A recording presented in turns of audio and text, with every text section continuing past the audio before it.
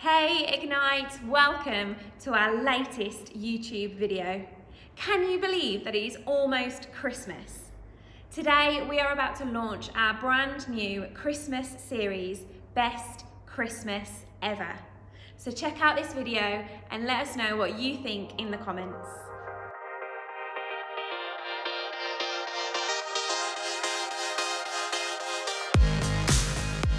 Ooh, blue. Well, let's see, what does Friends, it's Christmas time.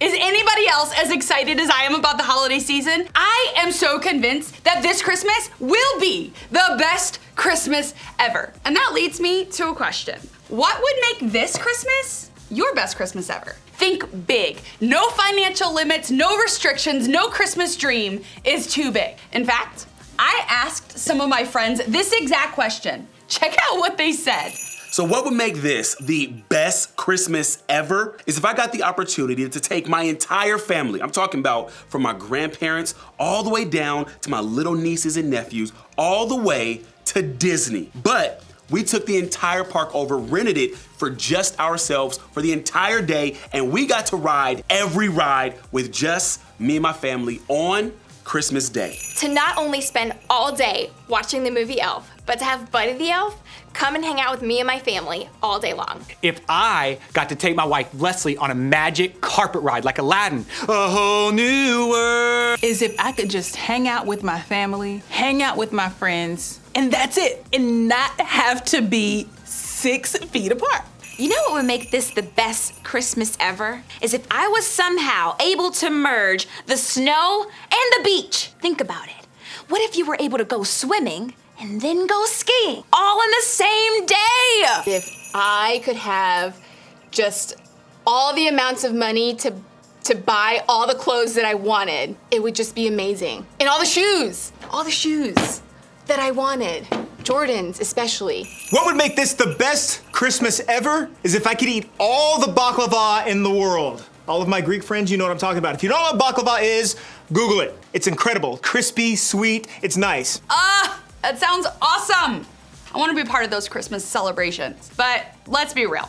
I can't just listen to my friends dream about their best Christmas ever without telling you about one of my best Christmases ever. A few years ago, one of my best friends in the whole world, literally, came from Ethiopia, where he lives, and spent Christmas with my family in Cleveland, Ohio. Now, if you know anything about Cleveland, Ohio, it's cold in the winter. And so we had snow. We literally had a white Christmas. And it was his first time ever experiencing snow, which was so fun because he's an adult, and so he was able to process out loud all of his thoughts as he was experiencing snow for the first time. He actually said, it's kind of like living in a freezer, which I thought was really funny. Anyways, so my family Christmas, we all love it, and there are tons of competitions. We have coloring competitions, and we have card games, and we have this one competition where, and maybe you do this too, it's a tradition where you like hang a pickle on the Christmas tree somewhere, and everybody, it's like a competition of who can find it first, and then there's a prize. We actually have a prize bin in my family Christmas celebration, where every time you win something, you pick from the prize bin, you know, and there's like candles and socks and back to the Christmas tree. And so there's a pickle on it, and we're telling him, okay, you're gonna look for the pickle on the count of 3, whoever finds it first gets to win a prize, and he's like so excited. And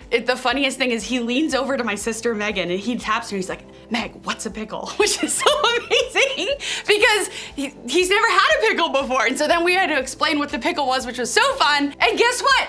He found the pickle! He won! And he gave my whole family lessons in writing Amharic. We actually made like name tags for all of our seats at the Christmas table, and they were written in Amharic. Amharic is the most common language spoken in Ethiopia. I wish every Christmas could be like that Christmas. I mean, I love every single celebration, but that one was really special for me. It's kind of fun, right? To think about what we would do if we had complete and total control to make this Christmas the best Christmas ever.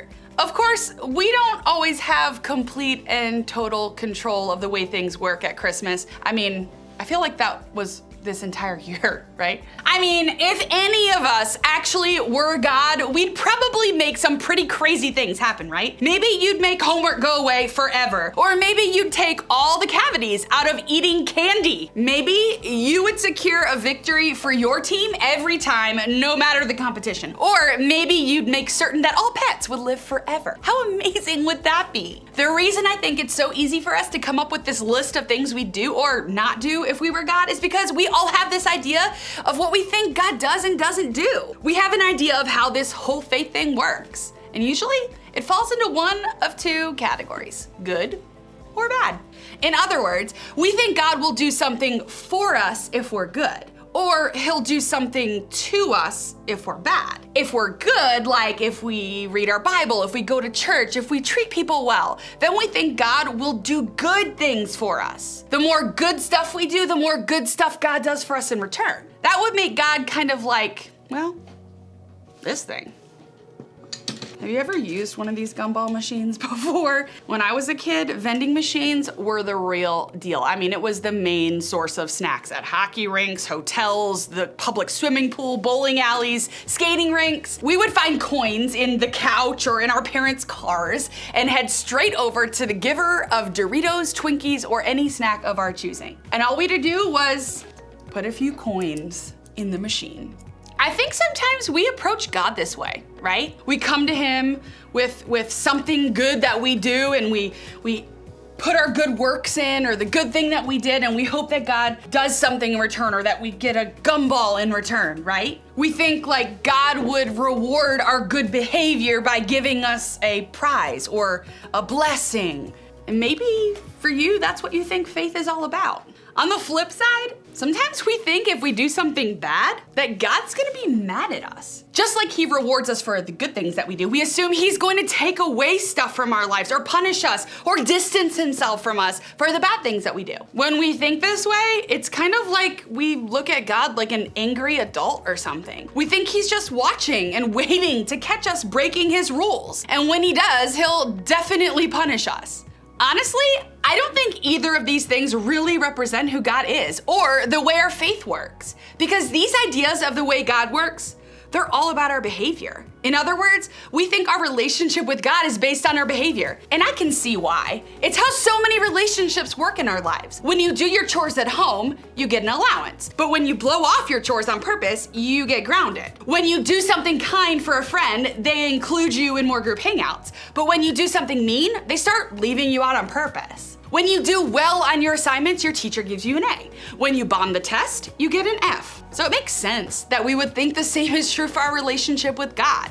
We think God came to help us or hurt us, and that's pretty much it. Now, I don't know about you, but that doesn't feel like much of anything to celebrate at Christmas. A God who's either for us or against us, depending on how we act. That doesn't sound like the makings of my best Christmas ever. So, what if there was more to it? What if our relationship with God was different than any other relationship in our whole life? What if God sent his son Jesus for more? And if you're asking that question, I did too at one point. And I wanna talk today with you about where I found out more about why God sent Jesus. You see, there was this guy named Matthew, and he wrote down a lot of things a long time ago. And what he wrote down is found in the New Testament of the Bible, which is like the second half or end of the Bible. It's not really half. You see, Matthew lived and walked beside Jesus while he was on earth. So basically, we get to learn from a guy who actually knew Jesus in person, which is pretty cool. To start his book, Matthew gave us a pretty interesting look into how Jesus came into the world. Maybe you've heard this story before, or maybe it's brand new to you today. Either way, listen up because it's pretty epic. Matthew told us that two people, Joseph and Mary, were pledged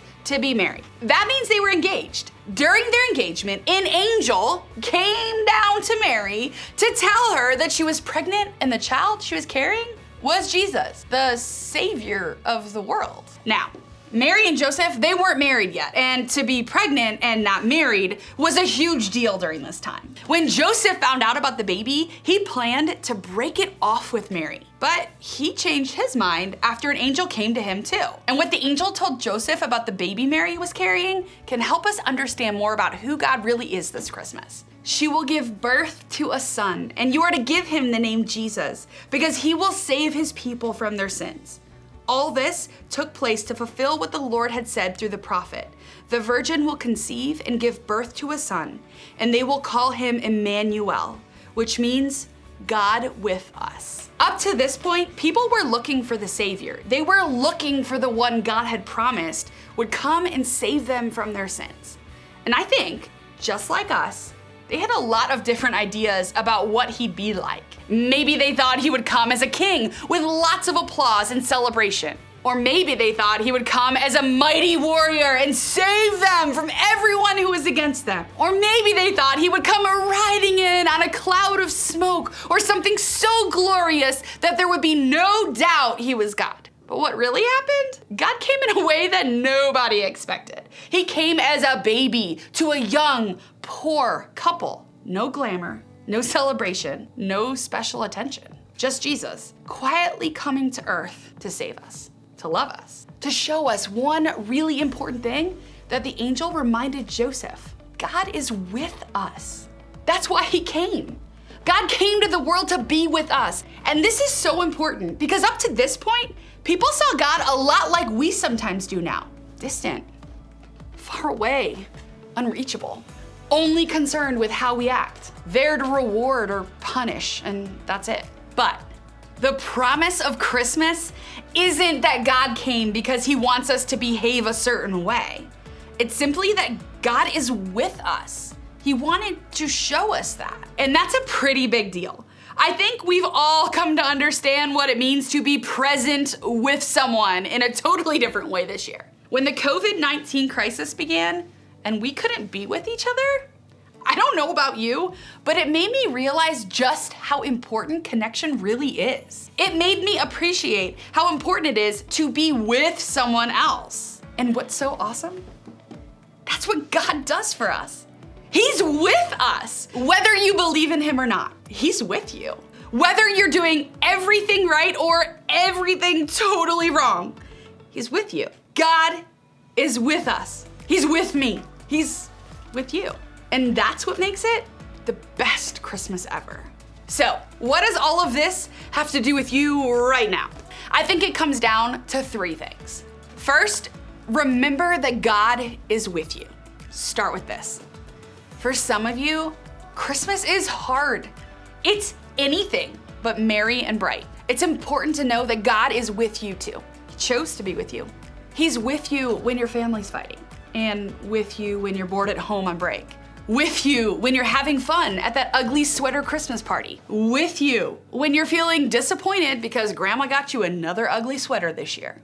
God is with you in all of those moments, and that's worth remembering this year. Next, I want to invite you to spend time with God. In all of this Christmas craziness, make time to spend with God. Read the Bible, pray, listen to music, journal your prayers or thoughts. Separate yourself for even a few minutes a day to spend time with God. After all, that's why he came, to be with you. And last, spend time with other people. God created us to be with other people. All around you, there are people who need you, people who need God. Maybe it's your family, friends, or neighbor, or a classmate. Maybe it's even spending time with the people in your group here at church. Whoever it is for you, make an effort to slow down and be with those people too. Share some of the season with them and help make their Christmas the best Christmas ever. Remember, God is with us. And this Christmas, I think that's the best news ever. As you head out, I want you to think about this question. What's one thing that you're really excited about this Christmas?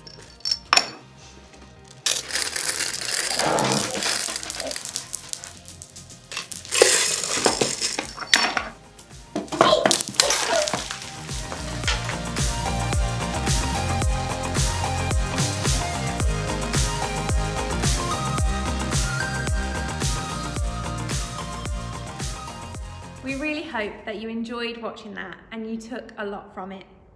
We know that there is a lot going on in our world right now, but we truly believe, despite the current circumstances, that it is possible to have the best Christmas ever. Remember what it is really about and celebrate that. Have a great rest of the day and we'll see you soon.